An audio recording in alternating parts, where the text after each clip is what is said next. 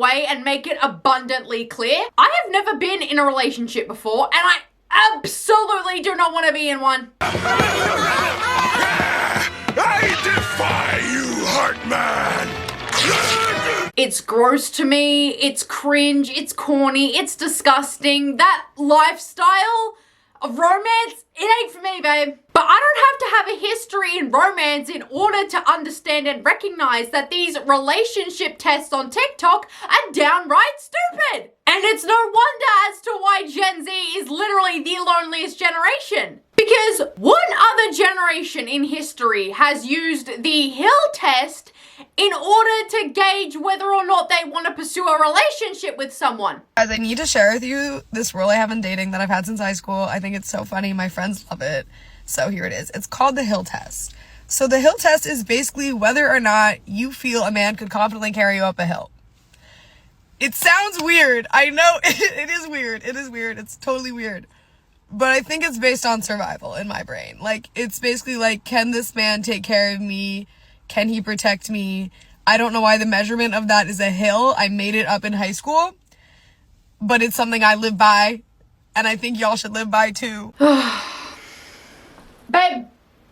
I couldn't even carry myself up a hill, okay? I'm not getting anybody up on a hill. Look at me. But does that mean I'm gonna love someone any less just because I'm not freaking Susan Strong from Adventure Time?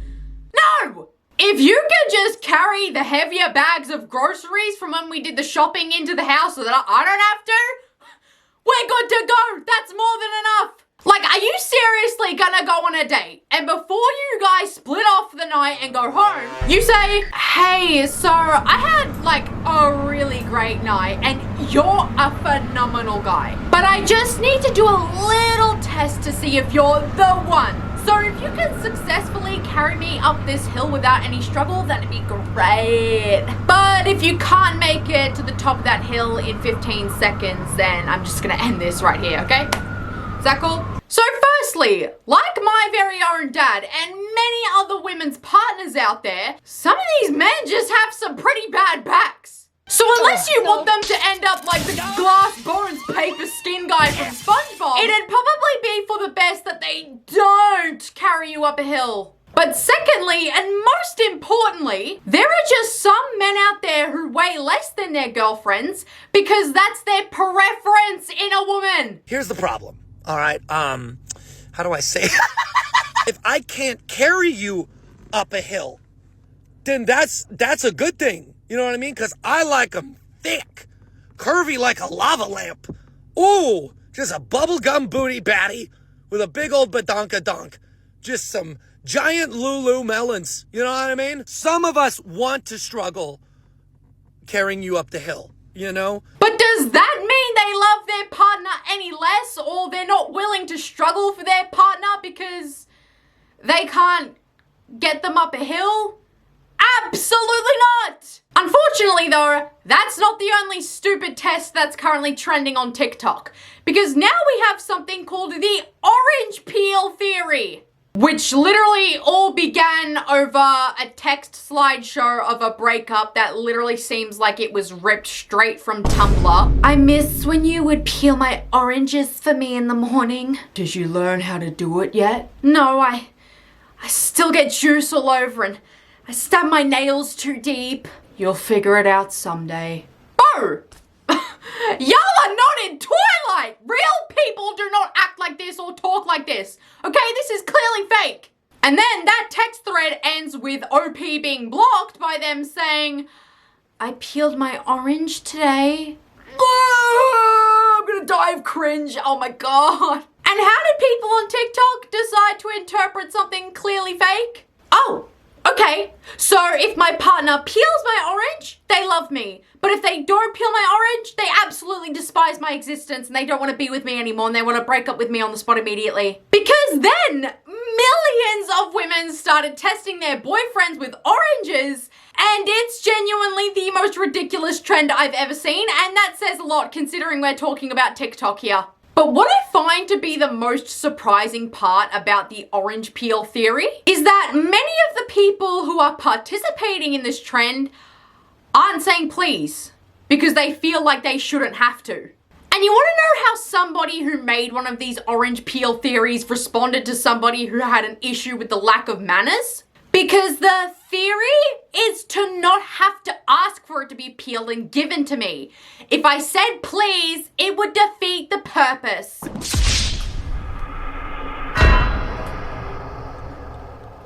I shouldn't have to ask for something to be given to me. Oh, I'm sorry, I weren't aware that you were the center of the universe. Sorry, all hail, all hail. Fuck was that about? Dude, you're weird. I don't know if you know this, but if you want something in life, you kind of have to ask for it. You can't just expect people to read your mind. Babe, Yeah. I really want an orange right now. You want an orange, like the fruit? Yeah. I don't think we have any oranges. Okay. Do you think you could like go get me one and peel it for me? Do you think that you could go out at night and make a completely useless trip to the grocery store to buy me a singular orange? Then after you've driven back, you can then peel it for me all while I sit at home and do absolutely nothing? Do you think you could do that for me? The entitlement is crazy! It really is! What? And you want it? Do you think you could open it for me because I have long nails? Yeah. Yeah. Do you want it now? Yeah. Oh, perfect. Do you think you could feed me? What? Do you think you could feed me? Are you a toddler? Y'all are just lazy. This is not a damn test. Y'all just want to be treated like a y'all from Skyrim. I really want an orange right now. An orange? Why? Yeah, but I don't want to peel it. Just cut it up.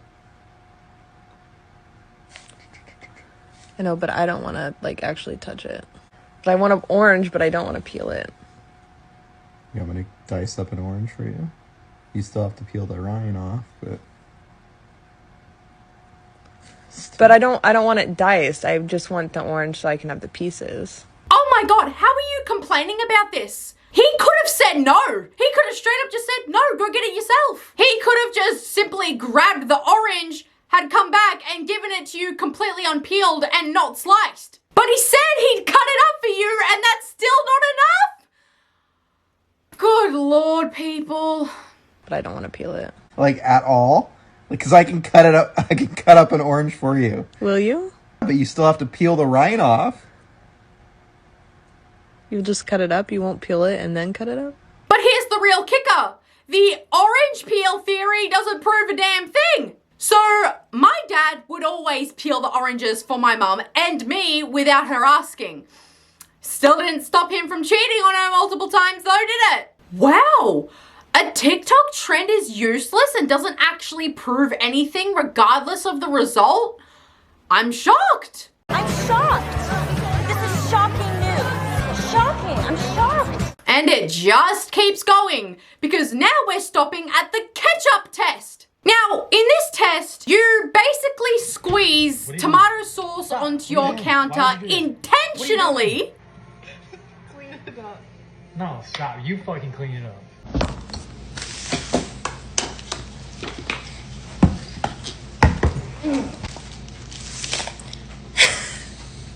What are you doing? Ew, bro. Babe, clean it up. What the fuck? Clean it up. Nah, what is Baby, that? clean it up. No, please! Has Gen Z just forgotten how to use manners? But when he does clean it up, she's picky about the way he decides to clean it. Alright. That's it? It still smells like ketchup. I mean, maybe a little water. Then you clean the mess up. 'Cause you made it! Why are you getting ketchup? Tiana, what the fuck are you doing? Will you clean that for me? You sound crazy as fuck. Will you clean that for me? You sound crazy. Babe, come on. Please, will you clean that for me? No.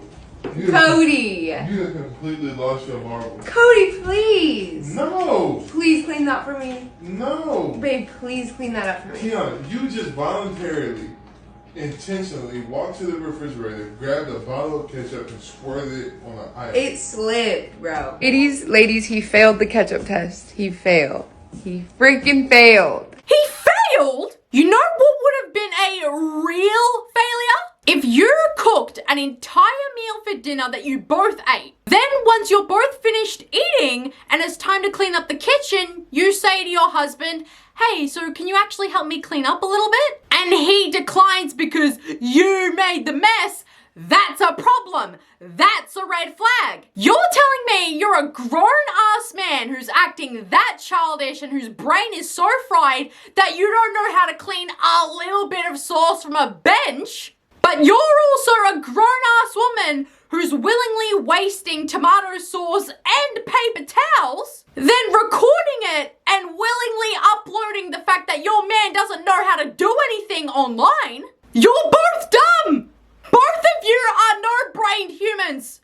I have no sympathy for either of you. Next, we have the bird test, where if you point out something innocuous like a bird, and if your partner responds enthusiastically, they're a keeper.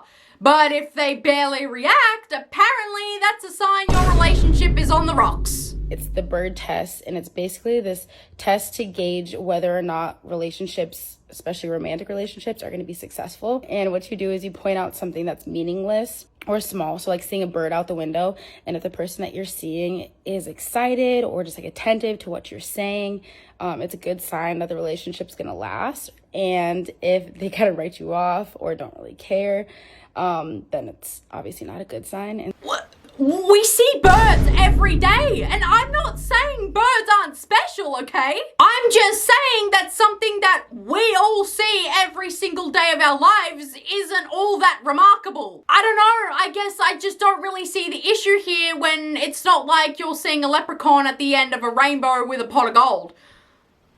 Like, it's just a bird. I'm about to try the bird test on my husband. I feel like he's gonna fail. Oh my God, look at that cardinal. You see it?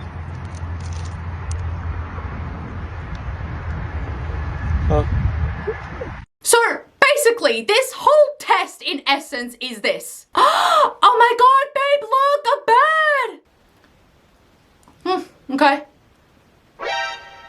Wow, okay, so you just fucking hate me then, is that it? You don't care about me, huh? You just want to break up with me right now on the spot, huh? When did I say any of that? And even if they do react, they can literally say they don't even care about the bird, and yet they still pass the test. So what's the point? babe, look, there's a canary. What? Over there, there's a canary. Oh, you passed! You passed the bird test. I don't even know what a canary is. But another reason I find this test to be so ridiculous is because can you imagine if you were out at dinner with your girlfriends, okay, and one of them says this? Guys, oh my God! I pointed something out and he looked at it. I think he might be my forever person. Like, babe, that isn't even just the bare minimum. That's just like basic human interaction. The bar is in hell. Oh my gosh, babe, look, a canary. Where? Look, in the tree. Here? Wow. Where is it? In the tree. I don't see it. Where is it? I don't see anything. He passed. What are you doing? You're saying he's getting tired of all of your tests? Girl, how many times a week are you doing these TikTok tests on your man? Maybe sit down with your partner and communicate with them face to face like an adult should, instead of treating them like lab rats. A partnership or friendship cannot and should not be broken down to a finite moment in order to siphon views on TikTok. Testing your partner over a blue jay for TikTok, no less, is gross. I would encourage breaking up with someone because they regularly write off your simple moments of joy, but it leans toward unfair and manipulative the second you start filming a single instance for strangers on TikTok. Period. And finally, our last delusional test is the Beckham Test, which all stems from this one video of Beckham and Victoria Beckham dancing together to Dolly Parton in their Netflix documentary. And girls legitimately started setting up their phones and dancing to this exact same song to see if their boyfriends would dance with them. But here's what I have to say about this. Number one, and I can't believe I have to say this because it's incredibly obvious, but maybe don't record every little thing. Because he walked in to dance with you. But the moment he saw the camera, he didn't want to dance anymore. So it's not necessarily that he was completely ignoring you and blowing you off. It's just the fact that not everybody wants to be filmed during intimate moments like these. Because then it's not natural and it's not just a moment between you guys. It's for TikTok. It's a moment for random strangers on TikTok to criticize. But secondly, like I've said time and time again in this video, it doesn't mean your partner loves you any less. Not only can it just come down to the fact that your partner just doesn't really like to dance, which isn't a red flag, that's not a problem, but it can simply just come down to the music. Would I dance to my sister's black metal? Absolutely not. Would I dance to the Rolling Stones? Absolutely I would. Regarding the Beckham test, I think this therapist said it best. Will you let your phone go for a moment so you can be in the moment and be present? Those are great things. But again, you don't want to take one singular measure and say, well, they didn't come dance to this specific song, therefore we're not as happy as Posh Spice and David. I'm just gonna end the video off by saying this. If you are testing your partner this frequently, obviously there's something wrong there and you shouldn't be in the relationship. Anyways, guys, thank you so much for watching this video. Mwah. I love you all so much and I'll see you guys in the next video.